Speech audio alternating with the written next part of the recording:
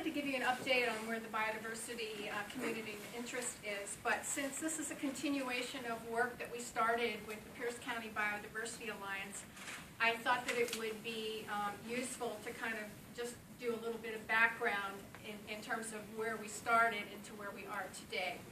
So,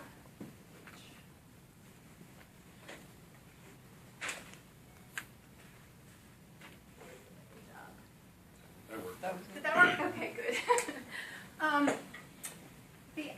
The Pierce County Biodiversity Alliance actually started with a partnership between the Washington Department of Fish and Wildlife and the University of Washington gap analysis back in 1997, and they developed a partnership to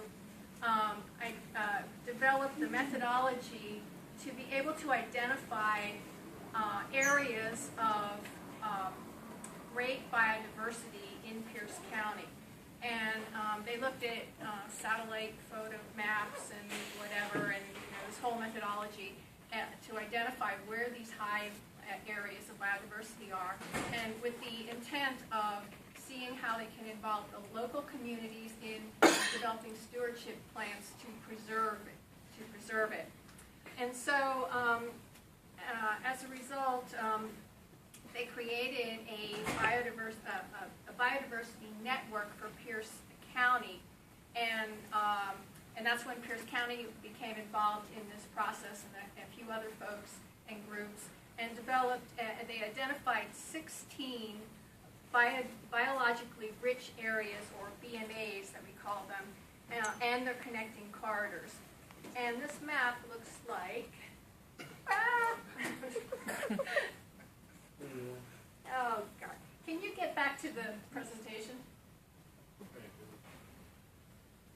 Maybe I should have you change the slides. There you go. Okay, so this is the actual map that they created by looking at, from a high level and saying, okay, what are the characteristics, what are the habitats that would sustain these wildlife, and then they identified this network in Pierce County. And so the next slide, okay. As a result, this biodiversity map was adopted by Pierce County and used in their open space planning. And then after that, we decided to tick off, choose one biodiversity area at a time, and actually engage the communities in that area, and actually prove that the biodiversity that was predicted was actually there.